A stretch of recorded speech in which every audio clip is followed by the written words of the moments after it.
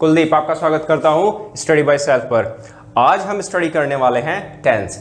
Last lecture में मैंने आपको कराया था वर्ब। अब देखिए वर्ब अपना रोल पूरी इंग्लिश में निभाने वाला है। बिना वर्ब के आप किसी इंग्लिश के किसी भी चैप्टर को इमेजिन नहीं कर सकते, क्योंकि ये आपका लास्ट तक साथ नहीं छोड़ने वाला है। आज हम स्टडी करेंगे टेंस के बारे में। उससे पहले आपको थोड़ा सा रिकैप कराना चाहूंगा और कुछ बताना चाहूंगा वर्ब के बारे में। ठीक है, अब जैसे हेल्पिंग वर्ब की बात करते हैं, हेल्पिंग वर्ब हमेशा आपके सामने आती रहेगी सेंटेंसेस के अंदर। तो हेल्पिंग वर्ब का रोल क्या होता है उसके बारे में डिस्कस करेंगे हम। थोड़ा बड़ा लिख दो, बड़ा लिखने की रिक्वेस्ट आ रही है।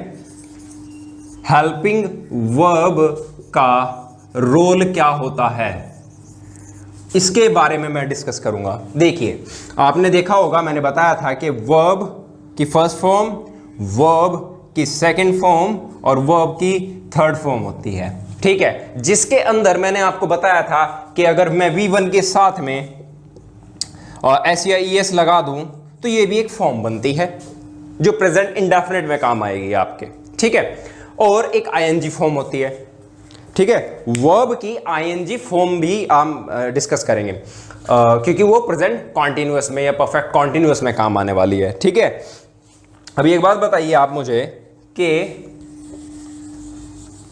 आपको मालूम है बी की फॉर्म्स कितनी होती हैं? बी की फॉर्म्स, बी, और ये आपका हो गया हैव, ठीक है, और ये आपका हो गया डू। ये तीन तरीके की चीजें हैं जो हमारे काम आने वाली है। बी में कौन कौन से होते हैं? अगर मैं सिंगुलर वर्ब की बात करूं, अगर मैं सिंगुलर वर्ब की बात करता हूं तो इज होगा। ठीक है, आपका अगर प्लूरल की बात करता हूं, प्लूरल वर्ब की मैं बात करता हूं तो आर होगा। ठीक है, इतना क्लियर है आपको? अगर मैं, ये तो था आपका वर्ब की फर्स्ट, बी में भी वर्ब की फर्स्ट। ठीक है, चलिए इसको ऐसे नहीं समझते, इसको ऐसे करते हैं हम। प्लूरल और सिंगुलर बाद में डिस्कस करेंगे। पहले मैं आपको इसमें V1 V2 मतलब पास्ट फॉर्म और V3 थर्ड फॉर्म बता दूं। ठीक है, याद रखना जो V1 होता है, V1 वो आपके प्रेजेंट को डिनोट करता है। ठीक है, याद रखना V1 आपके प्रेजेंट को डिनोट करेगा। और अगर मैं V2 की बात करता हूं, तो वो पास्ट को डिनोट करेगा।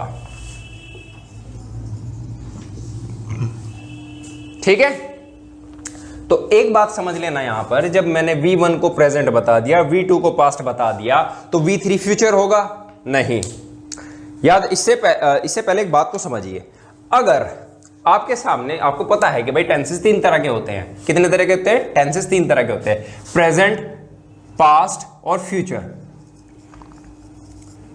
ठीक है, देखिए दो ही तरह के टेंसेस होते हैं हमारे पास, प्रेजेंट और पास्ट, क्योंकि हमारे पास V1 जो प्रेजेंट को डिनोट करता है, V2 जो पास्ट को डिनोट करता है। फ्यूचर को तो हम डेवलप करते हैं। ठीक है, जैसे मैं कल आऊंगा तो आई विल कम। ठीक है, तो कम क्या है? कम आपका वर्ब की फर्स्ट फॉर्म है, तो वो तो प्रेजेंट को डिनोट करेगा, लेकिन विल उसको डेवलप कर रहा है फॉर फ्यूचर। ठीक है, अब कुछ लोग बताते हैं कि भाई हमारे पास दो ही टेंसेस होते हैं कि पास्ट और फ्यूचर होता है, प्रेजेंट तो कुछ होता ही नहीं। कंफ्यूज होने की कोई जरूरत नहीं है, आपको रूल्स आने चाहिए, आपको एरर डिटेक्ट करनी आनी चाहिए, क्योंकि आप यहां पर एग्जाम पॉइंट ऑफ व्यू से तैयारी कर रहे हैं।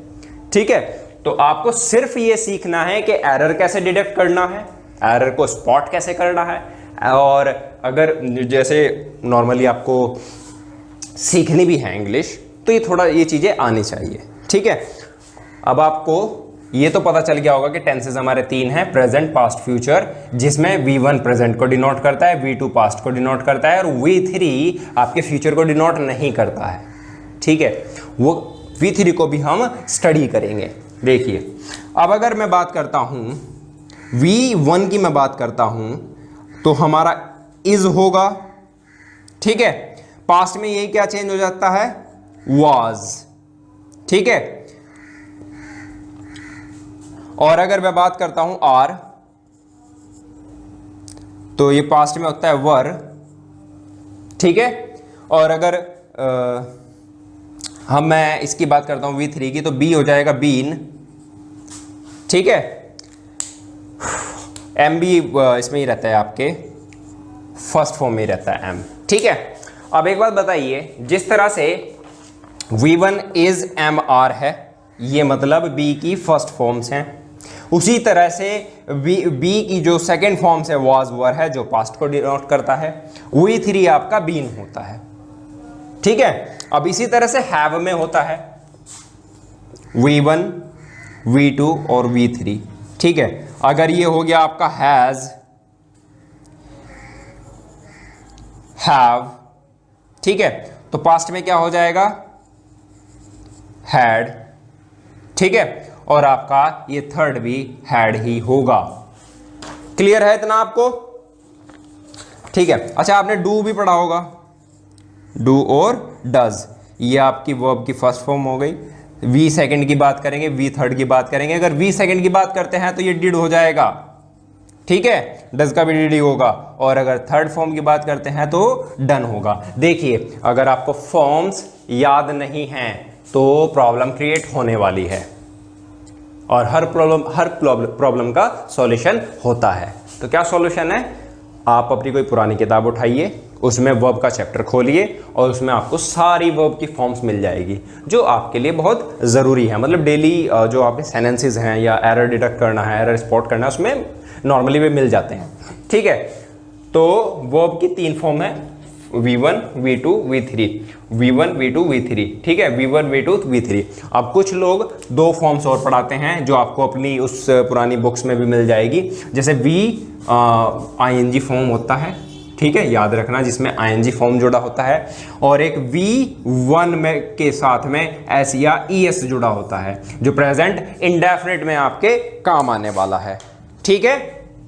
चलिए, इतना समझ में आ गया होगा आपको। और हाँ, वर्ब की फॉर्म्स को याद करते चलना। जैसे सपोज मान लीजिए नो है, तो नो की फर्स्ट फॉर्म नो रहेगी, सेकंड फॉर्म नॉन हो जाएगी, और न्यू हो जाएगी, और थर्ड फॉर्म क्या होगी, नॉन हो जाएगी। और अगर मैं ING फॉर्म की बात करता हूं तो नोइंग हो जाएगी, और अगर S या ES की बात करता हूं तो नॉज हो जाएगी, ठीक है। अब ये S या ES वाला पंगा है क्या, क्योंकि प्रेजेंट इंडेफिनिट आज पढ़ने वाले हैं हम, तो हमें पता होना चाहिए वर्ब कैसे यूज होगी और उसमें S या ES कैसे लगेगा।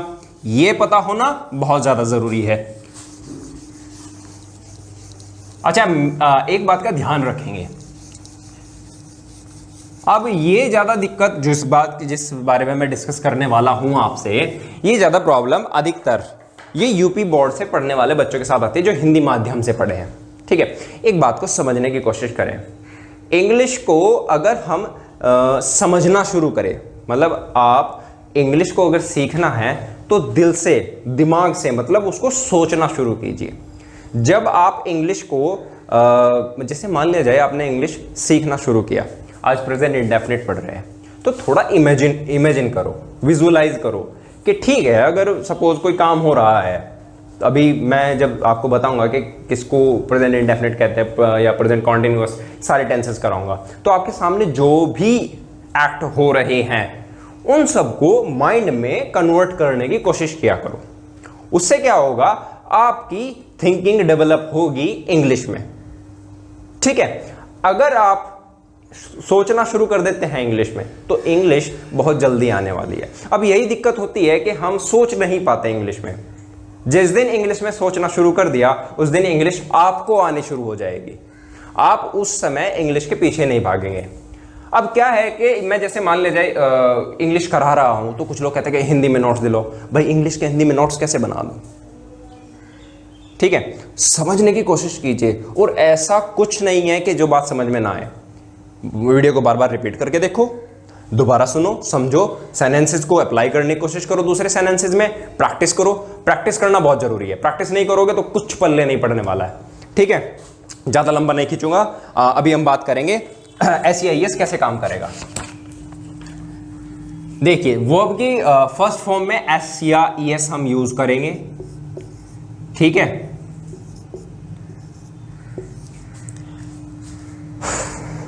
देखिए, अगर किसी वर्ड के या किसी एक्शन के या किसी वर्ब के लास्ट में S O C H S S S X Z, ये शब्द आते हैं, ये शब्द अगर आते हैं, ये लेटर्स आते हैं, तो हम उस वर्ब के लास्ट में ES जोड़ेंगे। तो ये क्या लेके आते हैं, ये ES लेके आएंगे, है ना, लेकर आते हैं।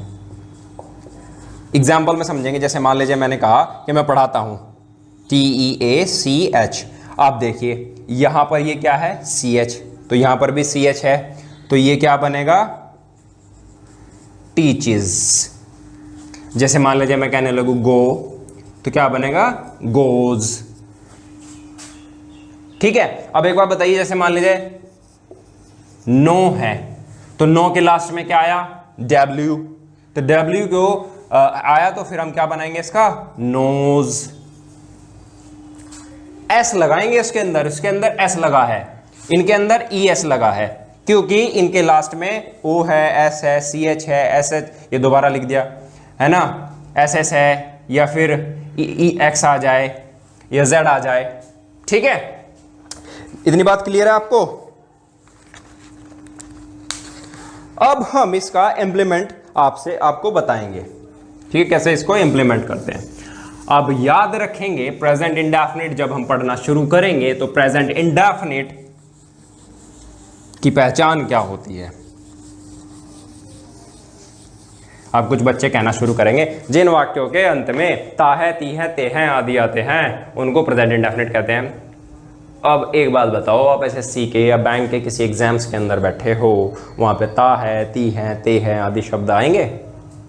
अगर आते हैं और आप उसको सॉल्व कर सकते हैं, then you can go for the traditional way जो आप स्कूल में पढ़ते आ रहे थे। अगर ऐसा नहीं है तो आपको सीखनी पड़ेगी नई चीजें, और नई चीज सीखने में कोई बात नहीं अगर प्रॉब्लम्स आ रही है। अगर प्रॉब्लम्स आ रही है तो इसका मतलब आप मेहनत कर रहे हैं, अगर प्रॉब्लम्स नहीं आ रही है तो मेहनत नहीं कर रहे हैं। ये यूनिवर्सल ट्रूथ है, ठीक है। मेहनत करोगे तो प्रॉब्लम्स आएगी, प्रॉब्लम्स है तो उनका सॉल्यूशन है, ठीक है। आपको टेक्निक्स सीखनी पड़ेगी। अब प्रेजेंट इंडेफिनिट की बात करते हैं। तो प्रेजेंट इंडेफिनिट में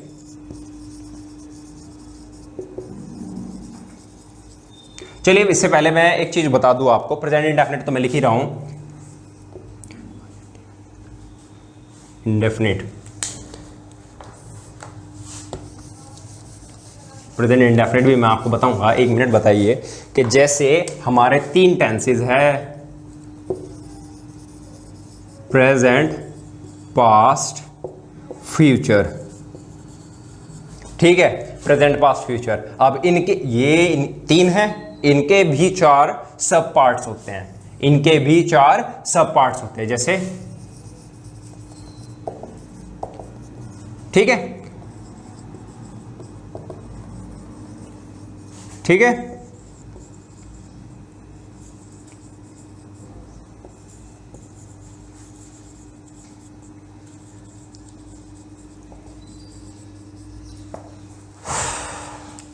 हमारे ये 3 टेंसेस हैं, इन 3 टेंसेस के 4 सब पार्ट्स होते हैं। अब हमारा जो इंडेफिनिट टेंस है, इंडेफिनिट टेंस में एक बात समझेंगे, जब आप किसी की हैबिट या रूटीन, अब रूटीन रेगुलर हो या इरेगुलर हो वो बाद की बात है कि भाई जैसे वो हम डिस्कस करेंगे अभी कि रेगुलर हो या इरेगुलर हो। जब किसी की हैबिट या आप रूटीन के बारे में डिस्कस करते हैं तो प्रेजेंट इंडेफिनिट की बात करते हैं, ठीक है।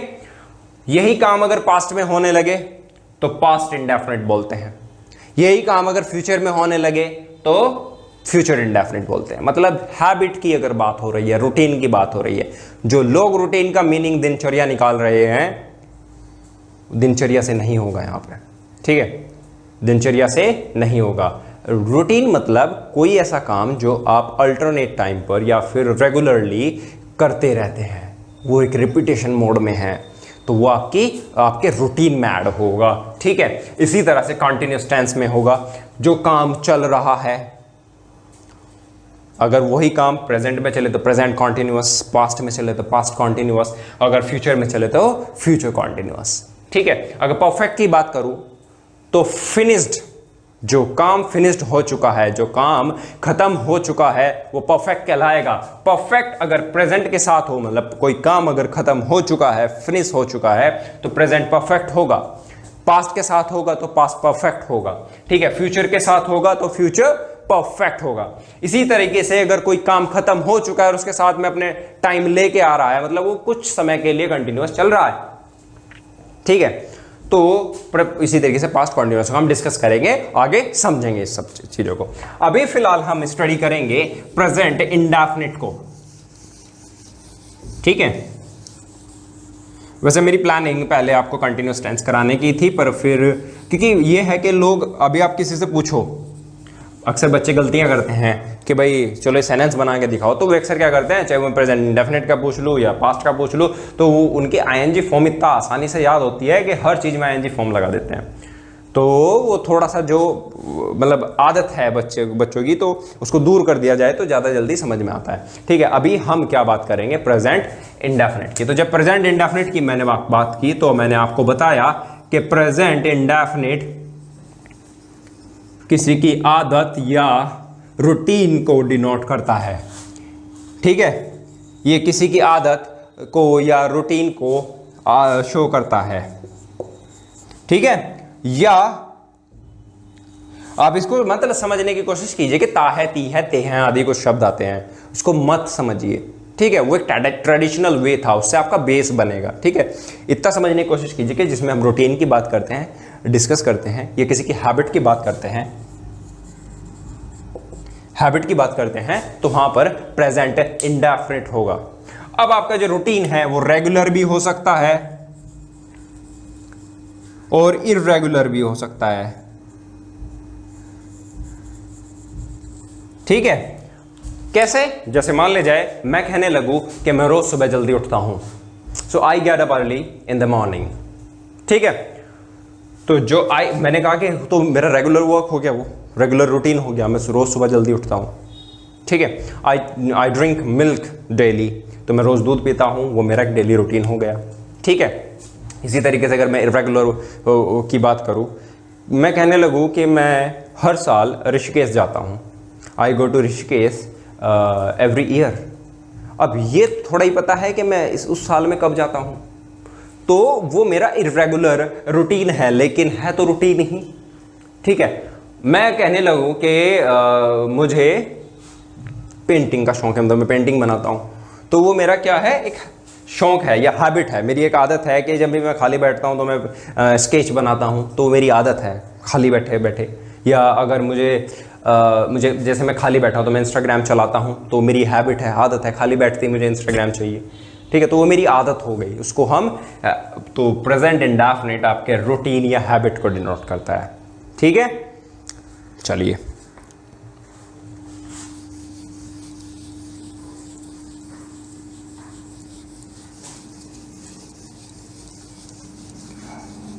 अब प्रेजेंट इंडेफिनिट में या किसी भी पार्ट में, टेंस के किसी भी पार्ट में आपके सब पार्ट्स होंगे, और उन सब पार्ट्स में भी आपको कुछ फॉर्मूला बेस, मतलब मैं फॉर्मूले डेवलप करवाऊंगा, उन फॉर्मूला से आपको समझाने की कोशिश करूंगा कि कैसे सेंटेंस को डेवलप करते हैं, कैसे एरर डिटेक्ट करते हैं। ठीक है, पहले हम बेस समझेंगे। उससे पहले एक बात बताइए, सेंटेंसेस तीन तरह के होंगे, एक तो हो गए असर्टिव। ठीक है, असर्टिव में भी क्या होगा, आपका पॉजिटिव सेंटेंसेस होंगे और नेगेटिव सेंटेंसेस होंगे। तो पॉजिटिव सेंटेंस कैसे बनेंगे, नेगेटिव कैसे बनेंगे और इंटरोगेटिव कैसे बनेंगे, वो मैं आपको बताने वाला हूं। ठीक है, अब देखिए पॉजिटिव सेंटेंसेस जब हम बात करेंगे, पॉजिटिव का डिस्कस करेंगे,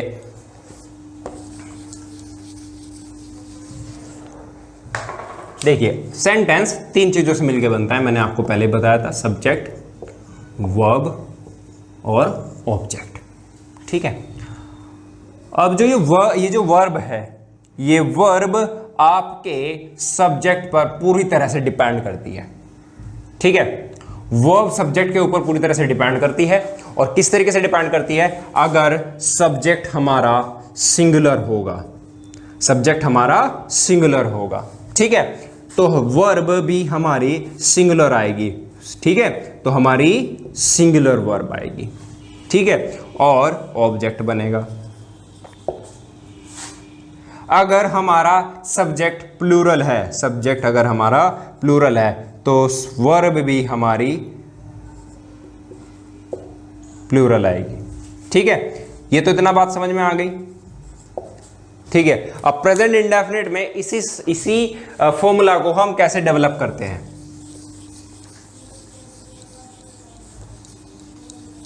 एग्जाम्पल से समझने की कोशिश करेंगे। He is going to market, he is going to market, ठीक है। अब देखिए यहां पे सिंगुलर सब्जेक्ट है तो सिंगुलर वर्ब लेके आया, they are going to market, तो प्लूरल सब्जेक्ट है तो प्लूरल वर्ब लेके आया। अब मैं आपको फॉर्मूला बताने वाला हूं, सब्जेक्ट मतलब फॉर्मूला बताने वाला हूं सब्जेक्ट वर्ब और ऑब्जेक्ट की फॉर्म में प्रेजेंट इंडेफिनिट का, ठीक है। देखिए एक बात यहां पे देखिए, सब्जेक्ट अगर हमारा सिंगुलर होगा, ठीक है, तो प्रेजेंट इंडेफिनिट में वर्ब की फर्स्ट फॉर्म के साथ में एस या ईएस लेके आएगा, ठीक है, और फिर ऑब्जेक्ट कोई कॉम्प्लीमेंट्री अगर आगे होगी तो वो ऐड हो जाएगी बाद में, ठीक है। अगर सब्जेक्ट हमारा प्लूरल होगा तो वर्ब की फर्स्ट फॉर्म आएगी और उसके साथ एस या ईएस नहीं आएगा, उसके साथ एस या ईएस नहीं आएगा, और क्या बनेगा, ये ऑब्जेक्ट। तो ये हमारे दो फॉर्मूला है पॉजिटिव सेंटेंसेस के अंदर, ठीक है।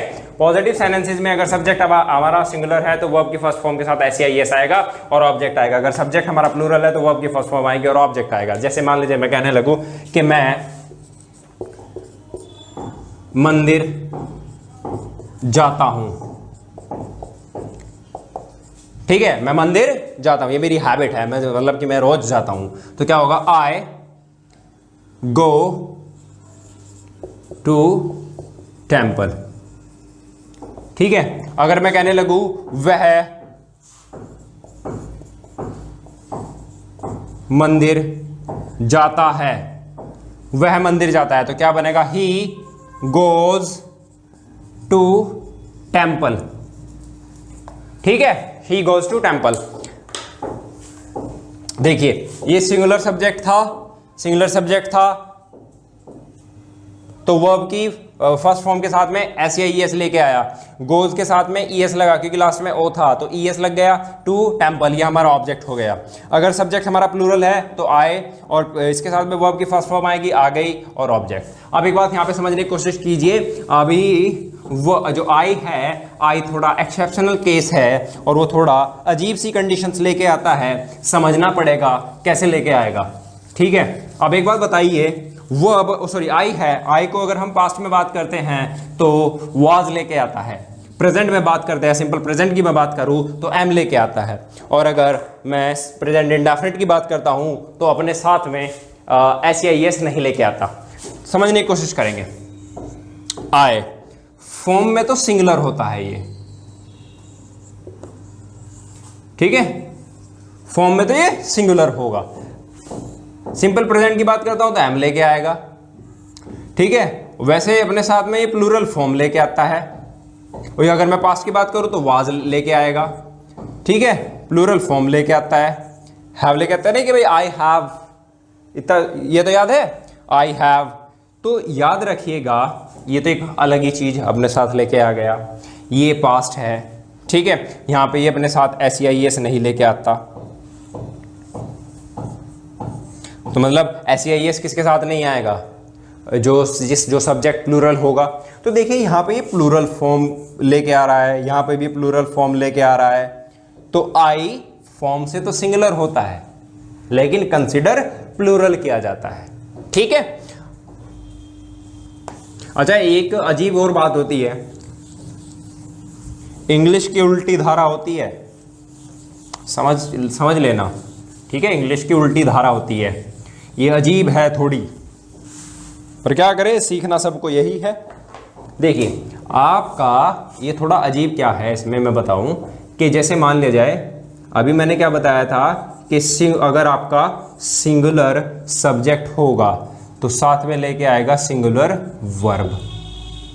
ठीक है, लेकिन प्रेजेंट इंडेफिनिट में क्या होता है आपके, अगर सिंगुलर सब्जेक्ट है तो वर्ब की फर्स्ट फॉर्म के साथ एस या ईएस लेके आएगा। और मैंने अभी आपको बताया था कि अगर किसी वर्ड के लास्ट में O, C H, S H, S, X, Z ये शब्द आते हैं, और एक बात का ध्यान रखना है, बहुत काम की बात है अभी जो बताने वाला हूं, याद रखना, ये चाहे नाउन के लास्ट में आ जाए या वर्ब के लास्ट में आ जाए तो ईएस लेकर आएंगे। अगर हमें किसी नाउन का प्लूरल बनाना हो और लास्ट में ये वर्ड आ जाए तो ईएस जोड़ते हैं, ये यूनिवर्सल लॉ है, समझ लेना। और अगर वर्ब है, वर्ब के लास्ट में ये आ जाए और वर्ब का हमें प्लूरल बनाना हो तो ईएस जोड़ देंगे। ठीक है, तो एक बात का ध्यान रखेंगे, यहां पर जब सिंगुलर सब्जेक्ट है तो अपने साथ प्लूरल वर्ब लेके आ रहा है। ठीक है, और अगर प्लूरल सब्जेक्ट होगा हमारा, प्लूरल सब्जेक्ट होगा, इसमें समझना, प्लूरल सब्जेक्ट होगा तो प्लूरल वर्ब लेके आता है। मैंने बताया था ही वाला, he is going to temple and I am going to, sorry they are going to temple, एक ऐसा एग्जाम्पल दिया था, तो दे के साथ आर आया था, प्लूरल था तो आर आया था। सिंगुलर था कि he is going to temple तो ही के साथ इज आया था, इज सिंगुलर वर्ब है। लेकिन यहाँ पर क्या हुआ, सिंगुलर सब्जेक्ट के साथ में फर्स्ट फॉर्म के साथ में एस या ईएस आया, ये सिंगुलर है और ये प्लूरल मानी जाती है। वर्ब के लास्ट में ईएस लग गया, नहीं कि प्लूरल बन गया। नाउन या वर्ब का प्लूरल बनाना हो तो लास्ट में अगर ये वर्ड हो तो ईएस जोड़ देते हैं तो प्लूरल बन जाता है। ठीक है, अब इसी तरीके से क्या होता है कि अगर प्रेजेंट इंडेफिनिट की बात करता हूं और जो सब्जेक्ट है वो प्लूरल आ जाए तो वर्ब के साथ में एस या ईएस नहीं आता, तो मतलब ये सिंगुलर वर्ब हुई। ये थोड़ा अजीब होता है। अच्छा, इतना क्लियर हुआ आपको? मेरे ख्याल से इतना क्लियर हो जाना चाहिए। मैंने बहुत डिटेल्स में बताई हैं सारी चीजें और समझ में आ गया होगा। अब एक बात समझने की कोशिश कीजिए,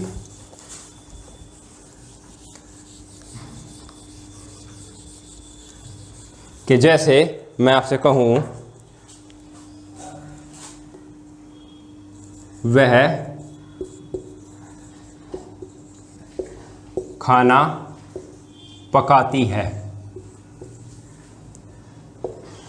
ठीक है, तो उसकी आदत है वो रोज खाना पकाती है, तो शी एक सिंगुलर सब्जेक्ट हो गया, ये हमारा सिंगुलर सब्जेक्ट हो गया। सिंगुलर सब्जेक्ट के साथ मैंने फॉर्मूला में क्या बताया था कि वर्ब की फर्स्ट फॉर्म के साथ में एस या एस लगेगा, तो she cooks the food, she cooks the food. और अगर मना करना है कि भाई वो खाना नहीं पकाती है, सॉरी अभी नेगेटिव की बात नहीं करेंगे, हाँ अब मैं प्लूरल सब्जेक्ट के साथ मैं आपको बना के दिखाता हूं कि वे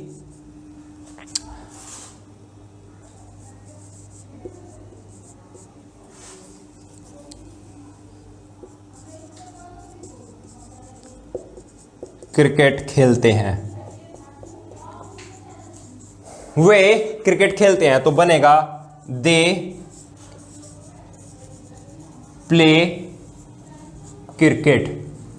तो यहां पे देखिएगा प्ले अपने साथ में ना तो एस लेके आया ना ये एस लेके आया, तो अगर प्लूरल सब्जेक्ट है तो अपने साथ सिंगुलर वर्ब लेके आता है। इतना क्लियर है आपको? ठीक है, एक्चुअली पता क्या है कि अगर एक जैसे मान लीजिए आपने एक वर्ड पढ़ा होगा ओके, ठीक है, वर्ड पढ़ा है आपने ओके, ओ और के,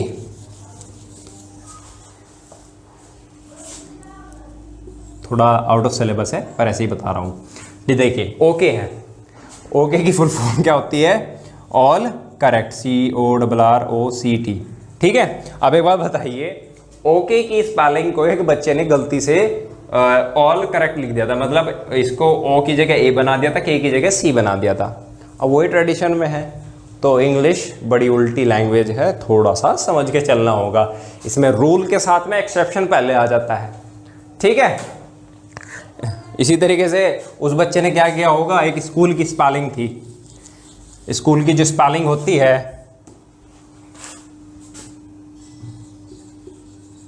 ये होती है स्कूल की स्पेलिंग, तो यहाँ पे डबल ओ लगा हुआ है, जबकि आपने स्कॉलरशिप की स्पेलिंग देखना, स्कॉलरशिप की स्पेलिंग में एक ओ आता है, तो उसने गलती से ये एक ओ एक्स्ट्रा लगा दिया था। स्कॉलरशिप की स्पेलिंग में लगाना भूल गया, नहीं लगा पाया, तो ये स्कूल की स्पेलिंग वहाँ से मिस्टेक हुई। तो इस तरीके से एक्सेप्शन पहले आ जाते हैं इंग्लिश में, ठीक है। चलिए आगे बात करते हैं। ये तो आउट ऑफ सिलेबस की बात हो गई, थोड़ा पता होना चाहिए। चलिए एक आपको छोटा सा वर्क दे दूँ, आप कल को मुझे स्पेलिंग की हिंदी मीनिंग बताएंगे, स्पेलिंग को हिंदी में क्या कहते हैं, ठीक है। नेक्स्ट वीडियो में आपको बताना होगा, मतलब कमेंट्स में मैं पढ़ूंगा आपसे, अब आपके कमेंट्स पढ़ूंगा कि स्पेलिंग को हिंदी में क्या कहते हैं। वैसे इंग्लिश को इंग्लिश में ही समझे तो अच्छा रहता है। चलिए, मैंने अभी आपको है ना पॉजिटिव सेंटेंस के यूज़ बताए, किस तरह से यूज़ होते हैं। अगर हम आपको मेरे ख्याल से वो क्लियर हो गया होगा। अब नेगेटिव सेंटेंस की बात करते हैं। तो नेगेटिव सेंटेंस में क्या होगा, सब्जेक्ट अगर सिंगुलर होगा तो सिंगुलर सब्जेक्ट के साथ में ये आएगा आपका डज नॉट, और वर्ब की फर्स्ट फॉर्म और ऑब्जेक्ट आएगा। और अगर प्लूरल सब्जेक्ट होगा तो प्लूरल सब्जेक्ट के साथ में डू नॉट, वर्ब की फर्स्ट फॉर्म और ऑब्जेक्ट आएगा, ठीक है। अच्छा, दो वर्ड होते हैं, ये होता है एक नॉट और एक ये होता है नॉट, ठीक है। इसको बोलते हैं नॉट। प्रोनाउंसिएशन भी आपका अच्छा होना चाहिए, ठीक है, नॉट, ठीक है। नॉट और नॉट, इसको बोलते हैं नॉट। क्या बोलेंगे, नॉट। प्रोनाउंसिएशन भी अच्छा करा दूंगा मैं आपका, डोंट वरी, बस प्रैक्टिस करते रहिएगा, प्रैक्टिस करते रहिएगा। ये क्लियर है क्या आपको। नेगेटिव सेंटेंस प्रेजेंट इंडेफिनिट में कैसे बनेंगे, सिंगुलर सब्जेक्ट होगा तो डज नॉट लेके आएगा, और अगर प्लूरल सब्जेक्ट होगा तो डू नॉट लेके आएगा, ठीक है। इसके दो एग्जांपल समझते हैं, इसको नोट करते चलना। और मैं आपको बता दूं, सभी क्लासेस के नोट्स आपको संडे में मिलते रहेंगे, हर संडे मिलते रहेंगे आपको, ठीक है। हर क्लासेस के नोट्स आपको संडे में मिलते रहेंगे, परेशान होने की जरूरत नहीं है, ठीक है। अभी देखिए, वह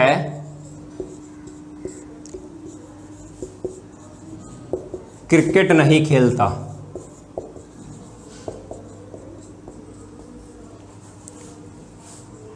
वह क्रिकेट नहीं खेलता है। तो ही सिंगुलर सब्जेक्ट है, तो सिंगुलर सब्जेक्ट के साथ क्या आएगा, does not play cricket, does not play cricket, ठीक है। अगर मैं कहने लगूं कि वे क्रिकेट नहीं खेलते हैं,